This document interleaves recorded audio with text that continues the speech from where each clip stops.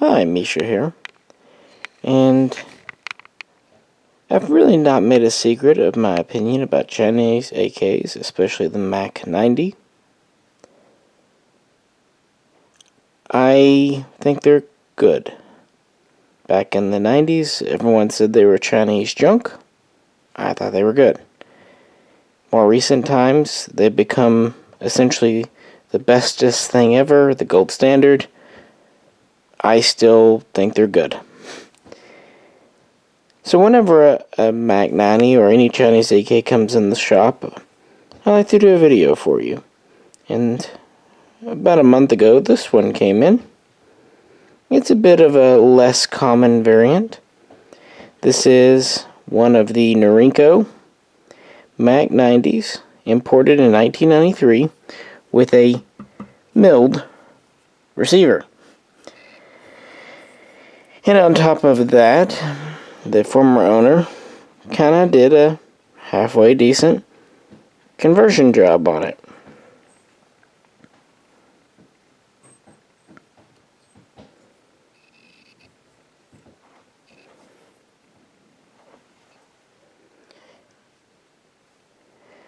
So I thought we'd talk about this variant, and this will probably be the first half. I'll probably do 2 videos. In this one, I will compare it with other Chinese AKs. I've got my pre-ban Polytech spiker here, and my transitional Cotton Customs Type 56 underfolder. And I have these both out for a specific reason that I'll get to. But before we go further, since this has come in the store, let's run a mag through it and make sure it functions. I know most of you are thinking, it's a Chinese AK. Of course it'll work.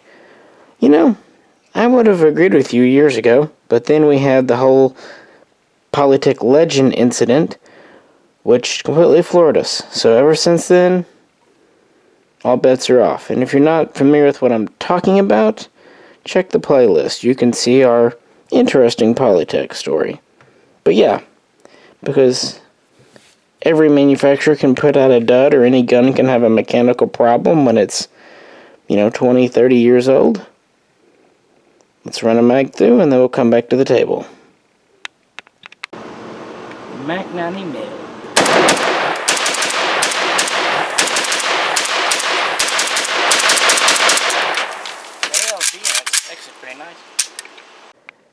Well, luckily, it digested the first mag without any problems, as it should, so the internet can breathe a sigh of relief.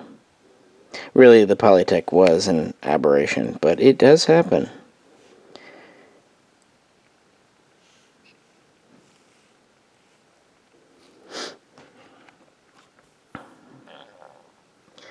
So yeah, this is a pre-ban Chinese semi-automatic AKs. Started to be sold here. Simply the first ones might have been imported and received ATF approval in '83 with Clayco being the first distributor. Some say it was Golden State. It doesn't matter. '83 was the year. By '84 you start to see advertisements. And by '84, '85, more and more importers joined the game, like B West.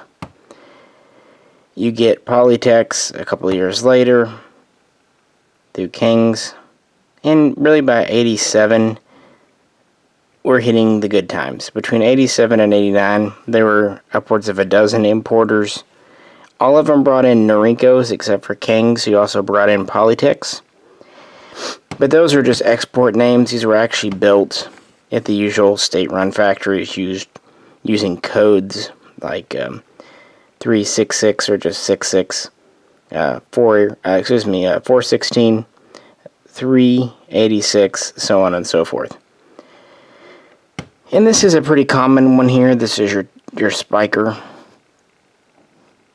It has the rounded enclosed front sight, folding spike bayonet,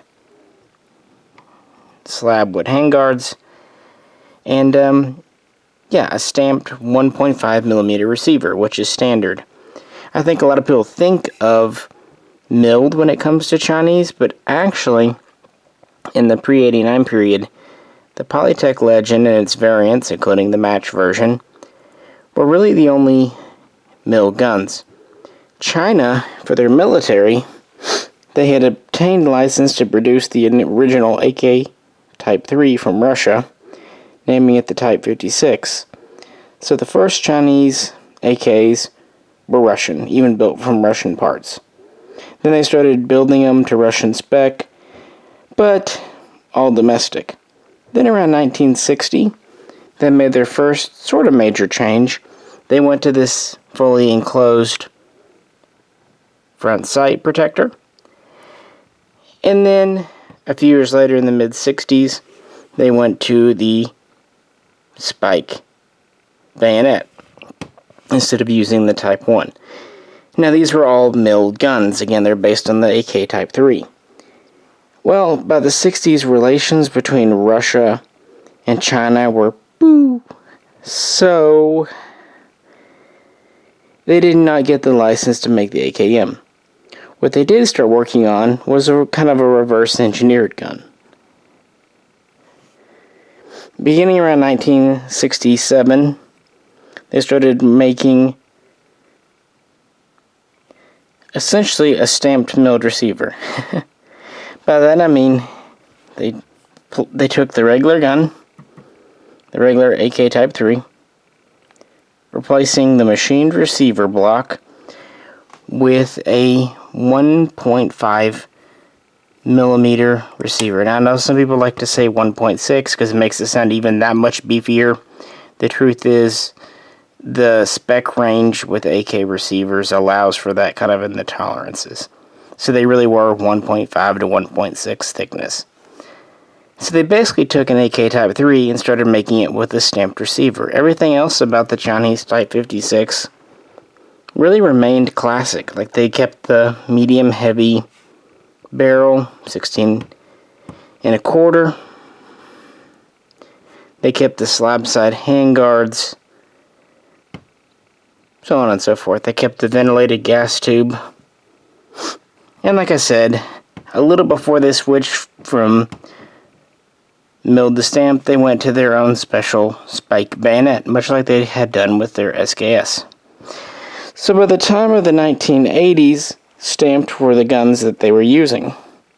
In fact, the PLA had given away a lot of its older guns to Vietnam and others, replacing them with the stamped guns, which they perceived to be just as durable while being quite a bit lighter. They also had gone from a screw-in barrel to a press and pin quite early, which means that the Type 56 really is more of a Type 3 than an AKM. It just happens to be on a stamped receiver, and that's what we mostly got in the 80s, except for, like I said, the Polytechs. So, fast forwarding, 89 we have the ban. Guns like this were cotton customs, so they came in as full feature. But then, because they weren't sold off before the ban, they sat in limbo for a long time. Then they were eventually sold with the hastily added thumbhole stock. They usually pinned or tack welded the underfolding stocks closed. They took the AKM style Deo lug, leaving it mostly there but grounding off the wings, kind of like an SAR-1, still leaving the cleaning rod. The front sight still has the base to it. They even still had a threaded barrel, but the muzzle brake or muzzle nut, depending on which one, was very lightly spot welded in place. And those were the transitional guns. But then, in 1990, pretty late in the year, the MAK-90 modified AK of 1990 was introduced. Now, the earliest MAK-90s Still had a threaded barrel with a cap spot welded on.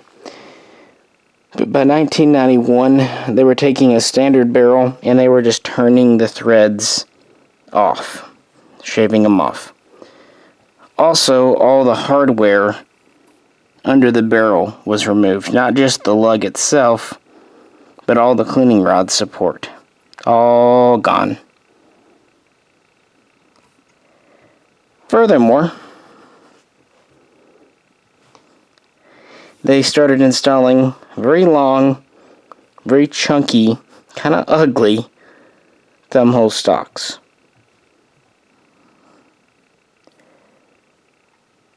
But one good thing, at that time the mag well was not required to be modified, so they could feed from standard double stack mags. Now, originally the Chinese guns shipped with 3 30-round mags, but very quickly in the 90s they started shipping them with 3 5-round mags, and they quit providing a bayonet because you had no lug for it.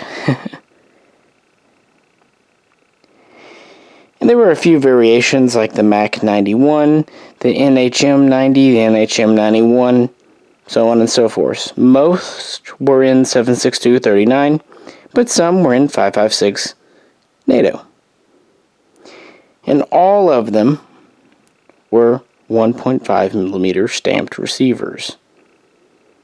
All that is, except for this one from one specific batch in 1993. When pre-ban Chinese guns came in, they were all so-called square back cut if it was for a fixed stock, or they could be technically a slant back cut if it was for an underfolder. Of course, there and again showing you how this is more similar to a AKS Type 3 than an AKMS, because an AKMS would be straight in the back. Well, they kept the original kind of slant style. Those were the pre-bans. But when the MAK-90s came around, many did have square cut stamped receivers, but also many had slant cut stamped receivers. And when it came time for the one batch of milled Norinkos in 1993, they were all slant cut. Now many say this was because they were originally underfolding receivers. This could be true, probably is, but either way, there's not a square back milled MAK-90. That presents some problems, because a standard butt stock, fixed stock, square back style, and for that matter even a pistol grip, won't quite fit properly. Now the pistol grip will work reasonably okay, although it will hang off the edge a bit. But the main thing is, if you try to put a square standard stock in, it'll basically just hang on by a thread.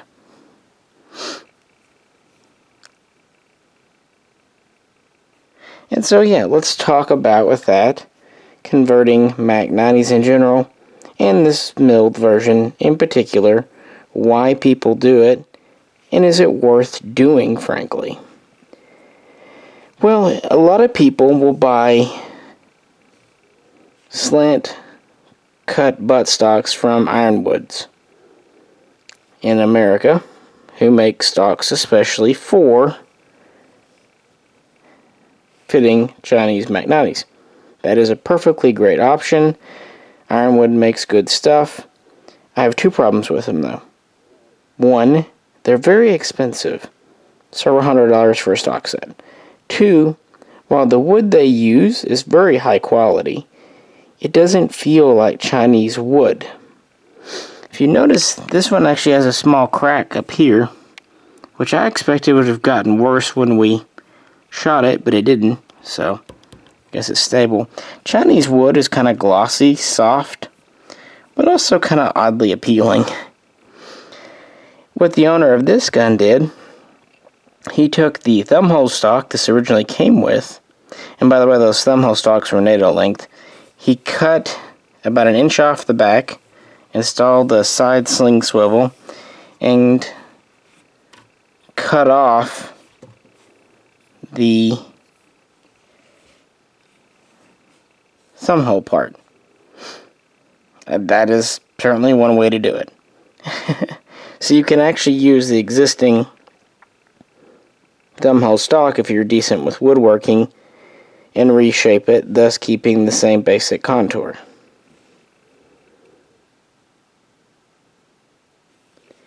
You also notice he installed a side scope rail.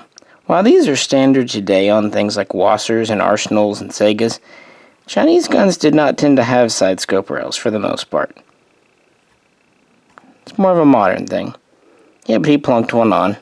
Easy enough to do for a milled receiver. Notice it has nice lightning cuts. Like I said, it takes standard mags. No mods needed there. He replaced the original Chinese double hook trigger group, which is usually a very good trigger group, but he put an ALG, I believe it's an ALG plus, but I could be wrong, fire control group in here, so at least it's not a Tabco.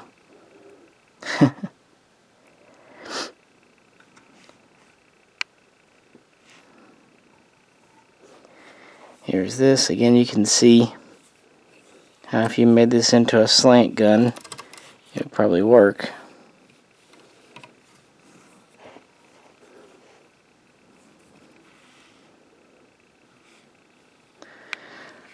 Well, with the rear section done and the magwell not something we have to worry about, what about the front end?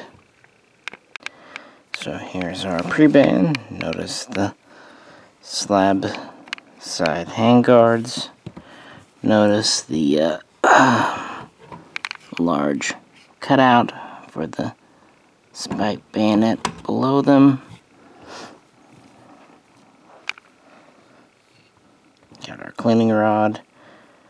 Really not much below it aside from a small holder because this was not meant to use an AKM style bayonet. Instead we've got our spiker. These actually do quick detach. If you have it in the mid position and pull down, you can easily pull it off. They're threaded, typical 14x1 left hand. It's often said on websites that people mistake this kind of coarse machining for a threaded barrel, but it is true. I've heard it firsthand from customers. So what did our guy do here? He was obviously going for a very similar look. And that actually makes sense because they never imported a milled spiker. When they did the Legends, they were trying to make a replica Soviet AK Type 3, even tried to do replica sight markings. They never really tried to do a replica original pattern Type 56. Kind of a shame. So actually a mill MAK-90s are probably a pretty good base if you want to modify a mill gun with a spiker and a hooded front sight, because the Polytech Legends have an open ear front sight and they take a Type 1 bayonet. So what he did, he removed the original front sight base. He put on an assembly here and then installed a new military spec with the bayonet. Now, I don't know, I'm not much of an expert on these. This looks like an original part, but I also know that Polytech USA, an American company using the name, makes replicas. You buy them in the white, you blue them to match your gun. So since I didn't do the work and I'm not just super intelligent about these, I don't know.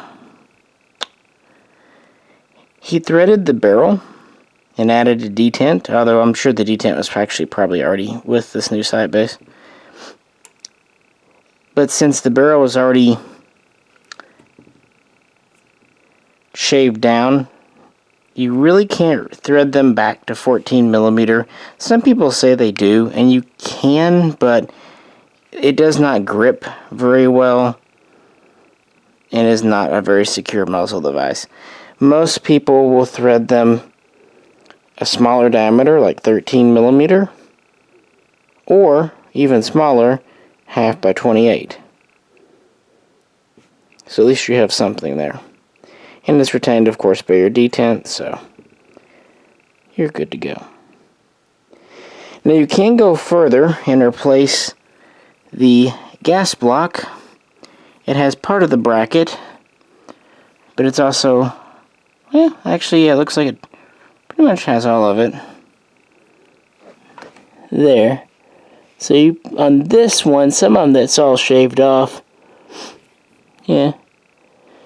So that you don't need to replace the gas block, excuse me. But our problem is, when you look at our handguard retainer, there's no hole for the cleaning rod. I have no idea why they were... So they almost acted like cleaning rod was a prohibited feature, because they took all evidence on MAK-90s of where the cleaning rod would go out.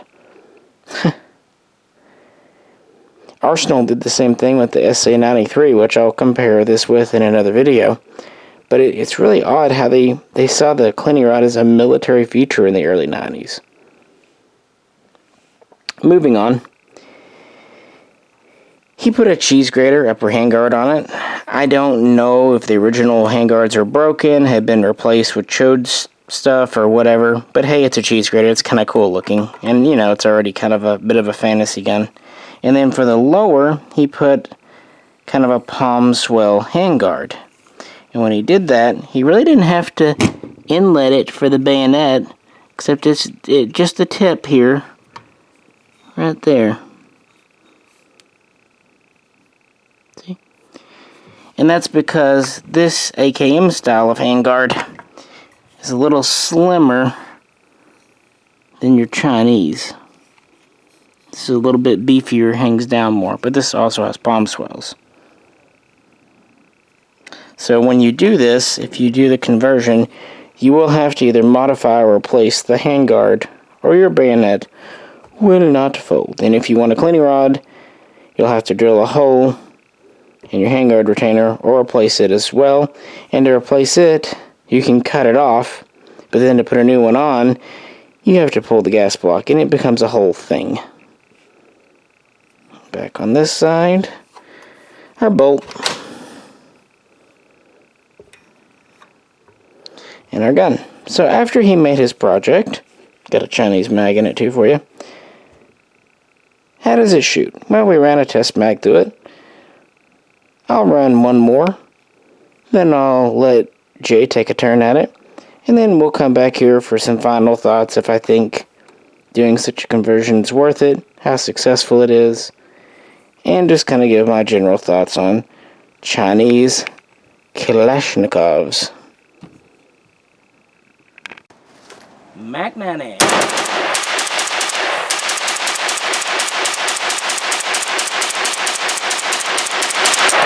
Alright, Jay, you can shoot the Chinese now. MAK-90.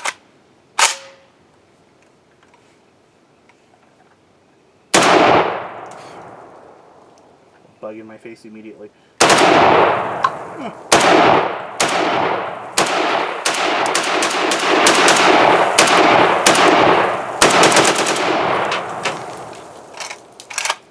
It's clear. So we each ran a couple more mags through it, and no difficulties, no firing problems. And like I said, the small surface crack in the stock didn't get worse. That's always nice. I figured I'd have to wood putty it. Probably still will. No big deal. This trigger he put in, this ALG, he must have tuned it too, because it is a nice trigger, but it's not the original Chinese, so can't really count that towards the original gun. We can count it towards this gun. Here's that bayonet. You can see how it tucks in the way he has it. It does kind of hang down a little bit. Slightly uncomfortable compared to the original, where it sets up a bit more. Still hangs down some, but sets up a bit more in.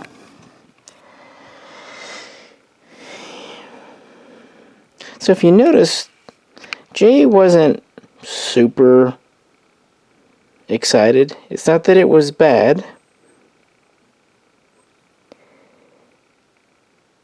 It's certainly when people were saying these were Chinese junk, they were way off the mark. These guns are dependable, durable, heavy-duty built, and they were very affordable for a long time. And they were plenty accurate for what they were. You do get a cold hammer forged chrome live barrel. It is, like I said at the beginning, the heavier AK Type 3 profile. And with a Chinese gun, you either get a milled receiver or a 1.5mm stamped. And you get a nice double hook trigger. Mag insertions always seem nice on AKs. Excuse me, Chinese AKs. And a lot of them have kind of an extended safety. Excuse me, a mag catch. Some also have an extended or oversized safety. See that? I don't think any of mine do, but you know, it's things you can find. But people go on and on about how smooth Chinese AKs are, especially the milled guns.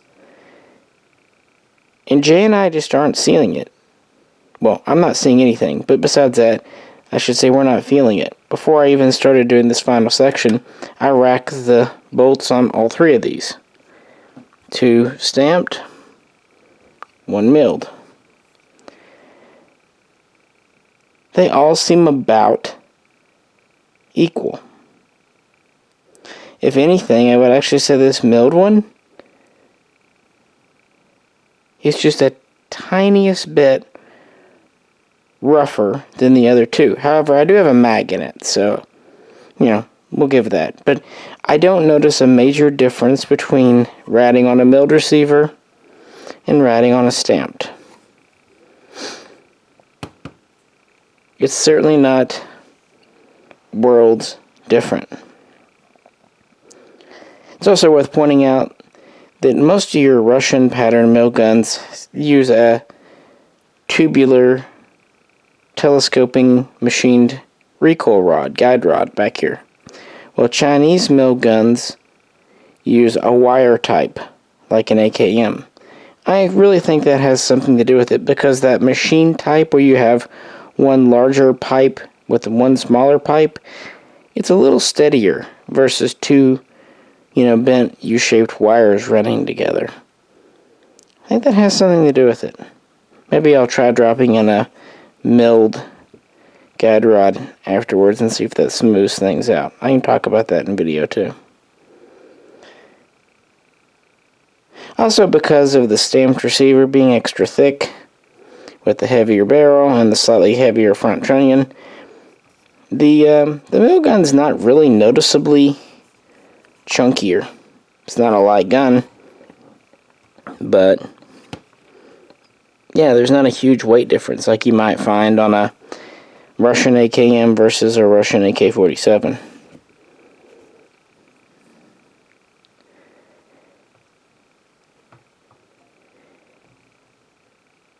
Probably my biggest thing against Chinese guns, and you can see it on this one, is the finish.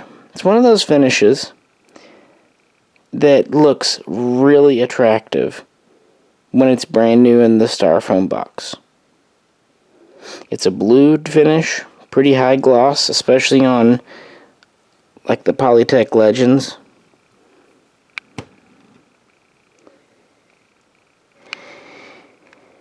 But like a lot of blued finishes, it doesn't seem very rust resistant. I've seen 5-to-1 more rusty Chinese AKs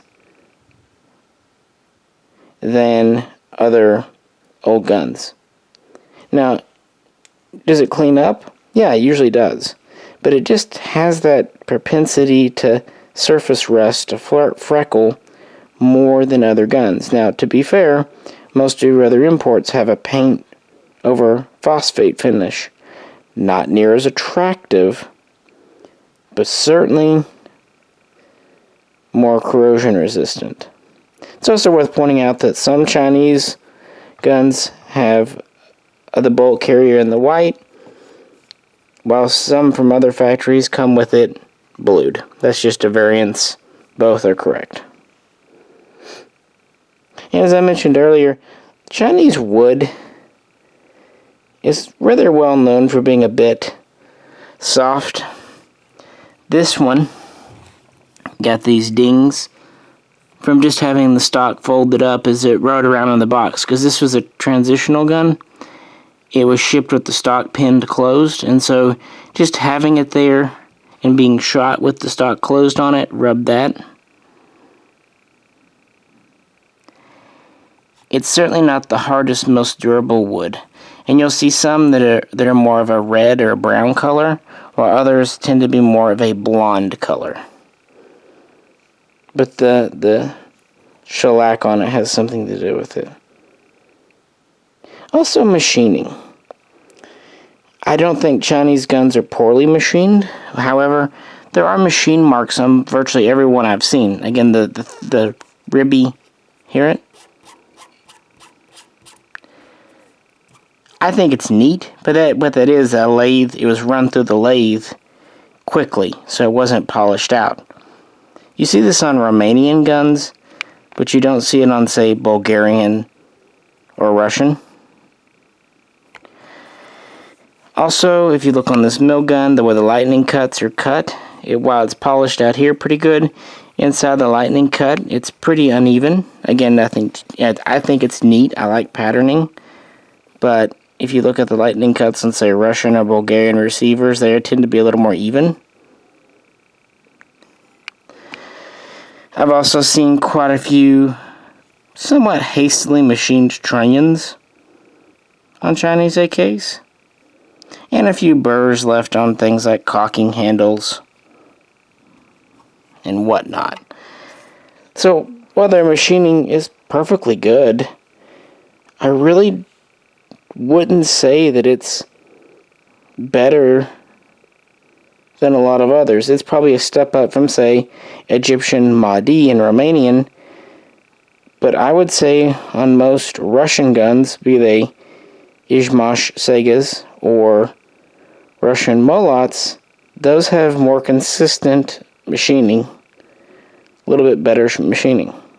But I'll save that for the second video when I compare these with foreign guns. Right now we're just talking Chinese on Chinese.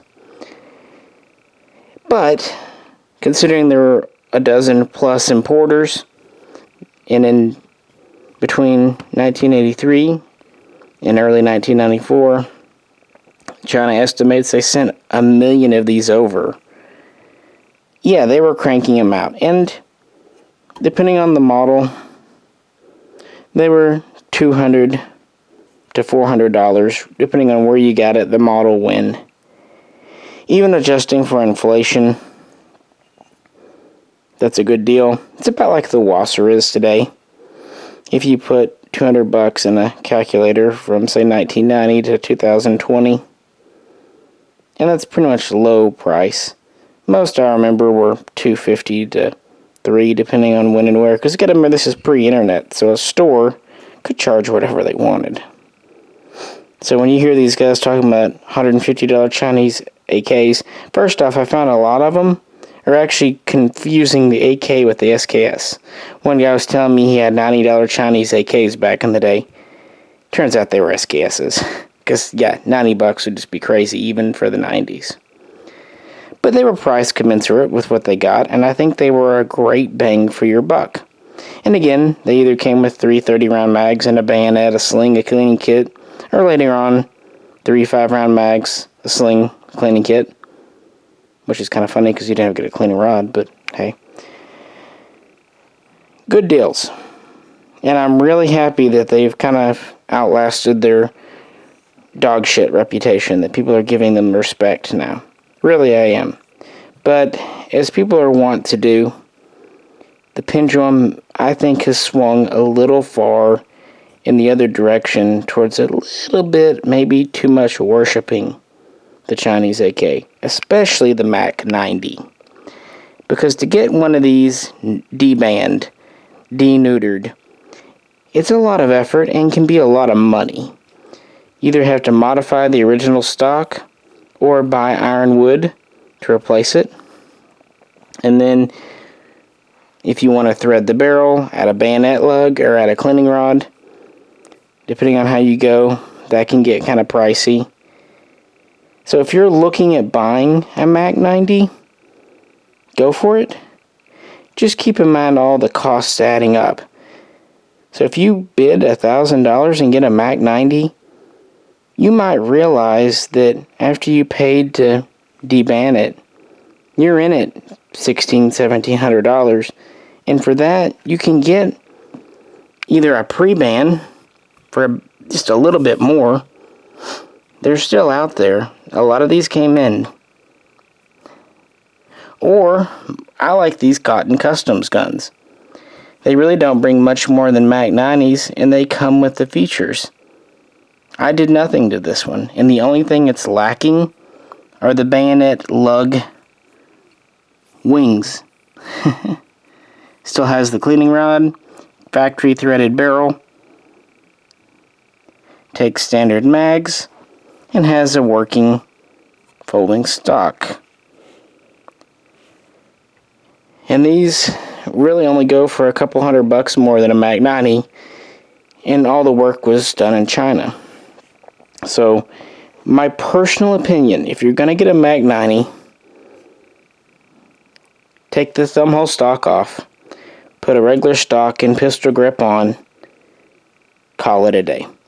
I wouldn't put the extra time and money into messing with the front end, because no matter what you do, it's not a pre-ban gun, and it's not a factory gun. The more parts you go pulling off and re-bluing and repinning, the less factory authentic it is. So if you want one, just be satisfied with the front end. If you have to, thread the barrel. Just realize you'll probably have to go down to 13mm or 1/2x28. Because rethreading these 14x1 is not really a good idea. Now you might get lucky and get an early MAK-90 that comes with threads from the factory, and that's great if you do, but those are rarer than the standard ones.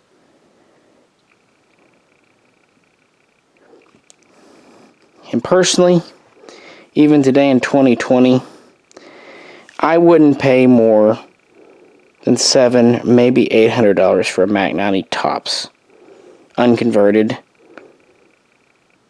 Because more than that, you can get into some nice arsenals, Segas, Vepers, Mahdi's, SAR-1s, Wasser 10s, and so forth.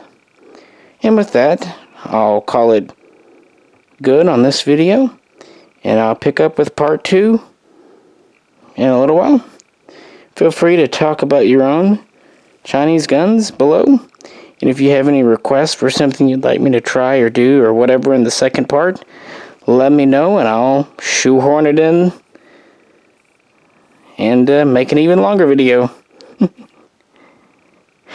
you'd like to help support the channel, please check out the link to our Patreon page. Jay and I both greatly and sincerely appreciate each and every one of you. And with that, this is Misha, and we will catch you very soon next time.